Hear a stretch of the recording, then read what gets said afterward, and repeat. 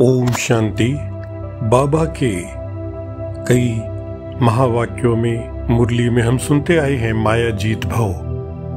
तो आज हम इस वीडियो के माध्यम से ये समझने का प्रयास करेंगे कि माया जीत भव स्वमान हमें मिलते हैं।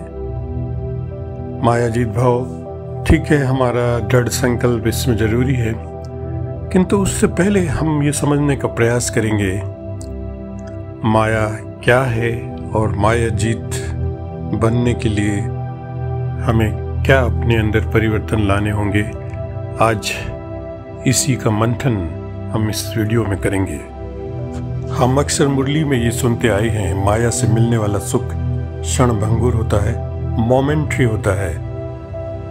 माया से मिलने वाला सुख सिर्फ मेटलिस्टिक प्लेजर है, स्पिरिचुअल नहीं। मेटलिस्टिक प्लेजर यानी इस संसार की वस्तु, वैभव और व्यक्ति के प्रति आकर्षण, ये मेटलिस्टिक प्लेजर है। और ये जितने भी माया के घटक हैं, कंपोनेंट्स हैं, ये सब डिस्ट्रक्टिबल, विनाश होना है जिनका। और असली आनंद सिर्फ हमें वहाँ प्राप्त होता है जो डिस्ट्रक्टिबल नहीं है, काउंटेबल नहीं है। पैसा काउंटेबल है लेकिन गिनती का कोई अंत नहीं है, इसलिए पैसा आपको कभी भी रियल प्लेजर नहीं दे सकता। इसी तरह वस्तु, वैभव, व्यक्ति ये भी डिस्ट्रक्टिबल हैं, ये भी एक दिन विनाश होंगे, ये भी आपको कभी लंबा प्लेजर नहीं दे सकते। एक मोमेंट्री प्लेजर आपको दे सकते हैं, परंतु उसके बाद केवल दुख और एक कुंठा है। दोबारा यदि आपको वो मोमेंट्री प्लेजर नहीं मिलता है, देन इट क्रिएट्स फ्रस्ट्रेशन, कुंठा का जन्म होता है उससे। चलिए और आगे समझते हैं माया क्या है। माया अर्थात वह भ्रम जो हमें संसार के क्षणिक सुखों और आकर्षणों में बांधे रखता है, मानव जीवन की सबसे बड़ी चुनौतियों में से एक है। यह एक ऐसी शक्ति है जो हमें सत्य से दूर ले जाती है और भौतिकता के जाल में फंसाए रखती है। अध्यात्म में माया को आत्मा के मार्ग में बहुत बड़ी बाधा माना गया है। इससे दूर जाने की विधि साधना है जो मन, बुद्धि और आत्मा के संयम से संभव होती है। आइए हम समझते हैं माया के आकर्षण से दूर जाने के लिए हमें क्या करना होगा। सबसे पहले माया को समझना होगा। माया से दूर जाने की पहली विधि तो उसको पहचानना है। माया का स्वरूप सूक्ष्म होता है। यह धन, वैभव, सौंदर्य, मान, सम्मान और इंद्रिय सुखों के रूप में हमारे सामने आती है। जब तक हम यह नहीं समझते कि ये सारी चीजें अस्थायी हैं और इनमें सच्चा सुख नहीं है, तब तक हम इनके पीछे भागते रहेंगे। माया को समझने के लिए आत्मचिंतन आवश्यक है।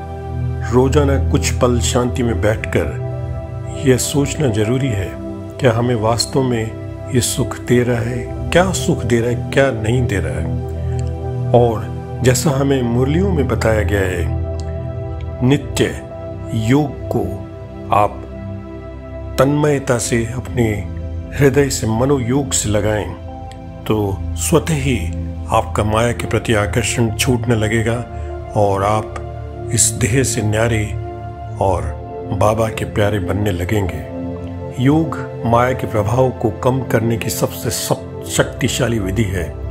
जब हम ध्यान में बैठते हैं तो मन की चंचलता कम होती है और हम अपने भीतर की शांति को अनुभव करते हैं। योग के माध्यम से शरीर और मन का संतुलन बना रहता है, जिससे माया के आकर्षणों के प्रति हमारी आसक्ति स्वतः कम हो जाती है। इसके बाद वैराग्य का भाव बहुत महत्वपूर्ण है। इसमें हम मुरलियों में अक्सर ये शब्द सुनते रहते हैं, बेहद का वैराग्य। वैराग्य का अर्थ है जिससे हम स्वतः ही इन आसक्तियों से दूर, हमारा रुचि स्वतः ही घट जाती है और आत्मिकता की ओर, सच्चे सुख की ओर हम बढ़ने लगते हैं। तो वैराग्य अर्थात संसार के प्रति उदासीनता का भाव माया से दूर जाने की एक महत्वपूर्ण विधि है। इसका अर्थ यह नहीं है कि जीवन को त्याग दें, बल्कि हम यह समझें जो कुछ भी हमारे पास है, धन, परिवार, प्रतिष्ठा, वह सब नश्वर है, टेम्पररी है, लीज पर है या ट्रस्ट होल्डर है, हम उसके ट्रस्टी हैं।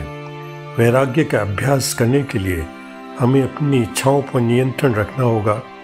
उदाहरण के लिए, यदि हम किसी वस्तु की चाहत में डूबे हैं तो स्वयं से प्रश्न करें, क्या यह मुझे स्थायी सुख देगी? इस भावना से माया का आकर्षण धीरे धीरे कमजोर पड़ता है। उसके बाद मुरली, योग और ज्ञान, ये महत्वपूर्ण है। ये एक माया से मुक्त होने का सरल और प्रभावी तरीका है। मुरली में हमें ज्ञान मिलता है जो माया के भ्रम को तोड़ता है।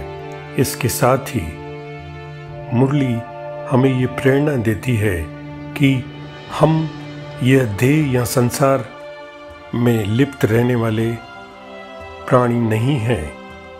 और उसके बाद आता है माया से दूर रहने के लिए संयम और अनुशासन जीवन में लाना आवश्यक है। इसमें इंद्रियों पर नियंत्रण, समय का सदुपयोग और अनावश्यक इच्छाओं को त्यागना शामिल है। उदाहरण के लिए भोजन, नींद और मनोरंजन में संयम रखने से हमारी ऊर्जा सकारात्मक दिशा में लगती है।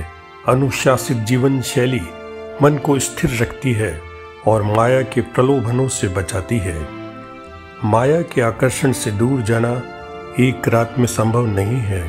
यह सतत प्रक्रिया है जो धैर्य और अभ्यास मांगती है, जो योग मांगती है, जो बाबा के लिए अडिग विश्वास मांगती है और जो निरंतर अभ्यास से ही सधती है। ध्यान, वैराग्य, सत्संग, निस्वार्थ कर्म और संयम जैसी विधियां हमें इस मार्ग पर चलने से आगे बढ़ने में सहायक होती हैं। जब हम माया के भ्रम से ऊपर उठते हैं तो जीवन में एक ऐसी शांति और आनंद का अनुभव होता है जो किसी भी सांसारिक सुख से परे है। यह यात्रा हमें न केवल माया से मुक्त करती है बल्कि हमारे वास्तविक स्वरूप, शुद्ध चेतना के करीब ले जाती है। यानी हम जो मुरली में सुनते आए हैं, मैं एक आत्मा हूँ, वो सही मायनों में इस मार्ग पर चलने से जो अभी हमने सुना, अपने आप को आत्म रूप महसूस करने लगते हैं हम। ओम शांति।